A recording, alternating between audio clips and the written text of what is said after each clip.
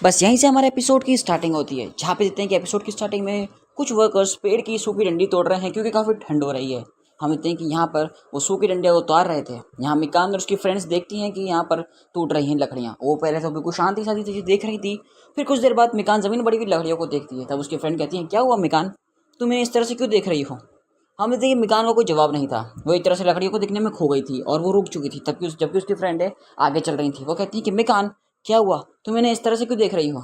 जहाँ पे बताती है कि तुमने देखा इन लकड़ियों को, मैं सोच रही हूँ कि मैं इन्हें उठाकर अपने घर ले जाऊँ। क्या, पर तुम ऐसा करना क्यों चाहती हो। क्या तुम, ये तो जादुई छड़ी है ना। क्या जादुई छड़ी, तुमने वो वाला टीवी शो नहीं देखा। कौन सा वाला। अरे वही वाला जो उस दिन टीवी पे आ रहा था। और वो समझाने की कोशिश करती है और हम देखते हैं कि पास के अंदर एक टीवी शो जो उसकी मॉम टीवी पर देख रही थी। टीवी में एक ऐड के दौरान एक लकड़ी और साथ ही एक मेटल का कॉम्बिनेशन, एक छड़ी। ये कोई आम छड़ी नहीं बल्कि जादुई छड़ी है। अगर आप इसे रख लेंगे तो इससे आप काफ़ी कुछ कर सकते हैं। इससे आप चोर को पकड़ सकते हैं।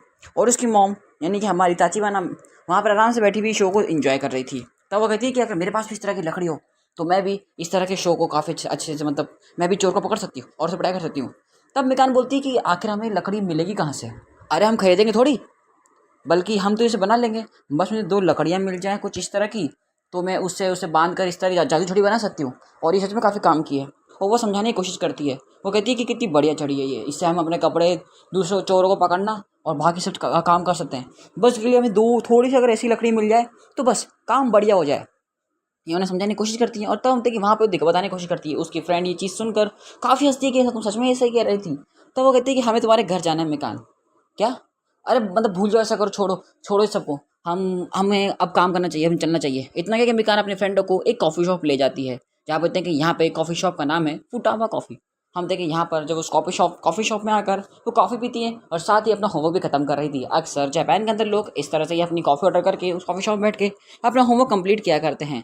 वहाँ बैठे बैठे हम थे कि भाई वो बात कर रही थी अपने उनके डैडी के बारे में कि तुमने वाली मशीन देखी जो अभी फिलहाल नहीं आई थी, वो काफ़ी अच्छी, पर मेरे डैड ने कहा तो उन्होंने ला के नहीं दी मुझे। और यहाँ पे वो बस इसको ऐसे ही डिस्कशन चल रही थी और वो चाय कॉफ़ी पी रहे थे। जहाँ पे थे कि यहाँ मिकान को इस समय इंटरेस्ट कम था, इसलिए अपनी कॉफ़ी को साइड में रख के वो अपना काम कर रही थी। तब वो कहती है कि क्या क्या तुम्हारे पास है वो। नहीं, वो मैंने कहा था डैड से, लेकिन ला के नहीं दिया मुझे और मना कर दिया। यहाँ मिकान सुन रही सोच रही थी कि आखिर किस तरह की फालतू बातें कर रही है और आखिर कौन सी मशीन के बारे में। तब वो कहती कि एक्चुअली ऐसी एक मशीन मेरे डैड मेरे घर लेके आए थे। क्या तुम्हारे डैड। हाँ, एक्चुअली वो काफ़ी देर से आए थे और जूस पी के आए थे। अब पता नहीं वो क्यों लेके आए, और वो वाली मशीन वो लेके आए थे। मैंने जो चुपके से आके देख लिया था उनके पैकेट्स को। क्या क्या फिर तो वो उसका इस्तेमाल करते होंगे। नहीं, वो उसका इस्तेमाल नहीं करते। तो तुम करती होंगी। नहीं, मैं भी नहीं करती। तो फिर एक्चुअली उसका इस्तेमाल मेरी मॉम करती हैं। तुम्हारी मॉम। हम उनसे कभी मिले नहीं।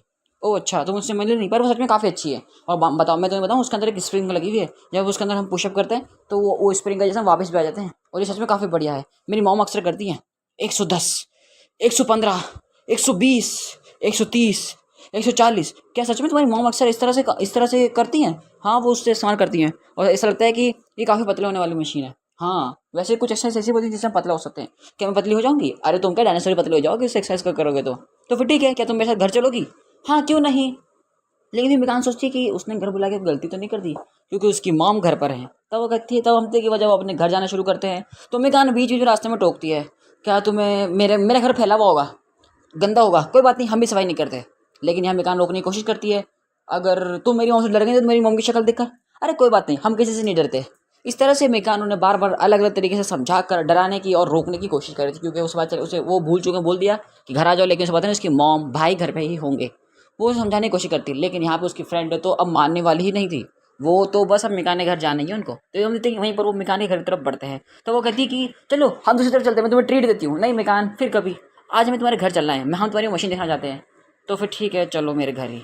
और इतना सब करने के बाद भी वो मिकान के घर पहुंच ही जाते हैं, इतनी मना करने के बावजूद भी। तब हम देखते हैं कि जब इतना मना कर दिया, तब हम जैसे धीरे से कमरे में आते हैं, वो देखते हैं कि एक्चुअली ताचिबाना यानी कि मिकान की मॉम सो रही है।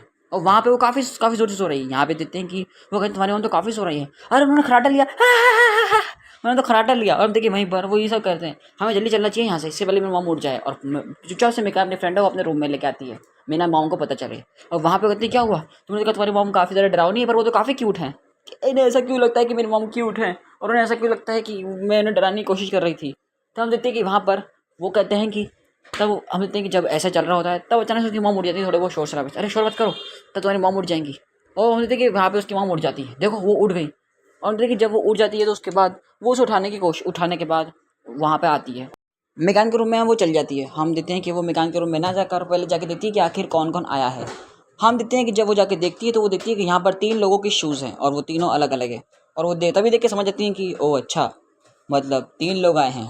और उसके बाद वो काफ़ी नींद में थी, वो कुछ सोच रही थी। तब हम देखते हैं कि वहीं पर थोड़े चिप्स के पैकेट्स को फाड़ती है और ऑरेंज जूस देती है। तब वो देखती है कि एक्चुअली ऑरेंज जूस का पैकेट तो खत्म हो चुका है और घर के अंदर ऑरेंज जूस भी नहीं है।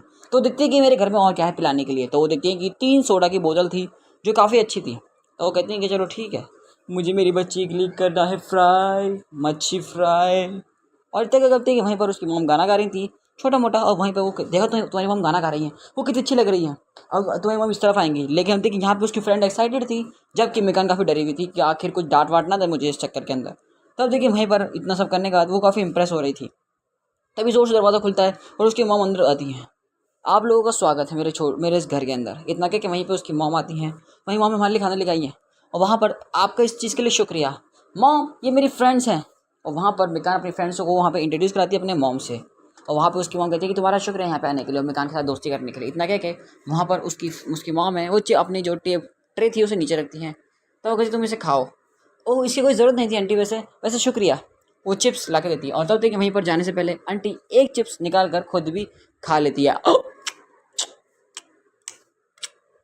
देखते कि वहाँ पर वो जैसे खा ही रही थी और वहाँ से चुपचाप उठ के चली जाती है। तब देखिए यहाँ पर मेगान कहती है कि बस अब तुम पहुँचाओ। और वहाँ पर उनकी फ्रेंड को काफ़ी ज़्यादा हंसी आ रही थी और काफ़ी क्यूट भी लग रही थी उसकी मॉम, और काफ़ी अच्छी भी। हम देखते हैं कि यहाँ पर मेगान उन्हें चुप करती है। यहाँ पे काफ़ी शाम हो चुकी थी और हम देखते हैं काफ़ी शाम के साथ काफ़ी रात भी। मेगान यूज़ुको और यहाँ पे यूज़ुको के डैड हमेशा इतना अपने टीवी देख रहे थे और आराम कर रहे थे। तब वो सोचती है कि मुझे मॉम को ही बताना नहीं चाहिए था, फालतू के अंदर ये बता के मैं परेशान हुई फालतू के अंदर। और वहाँ पे दोबारा उसकी मॉम एक्सरसाइज कर रही थी 110, 115, 120, 130, 140। और हमारे एपिसोड की यहाँ पर एंडिंग होती है।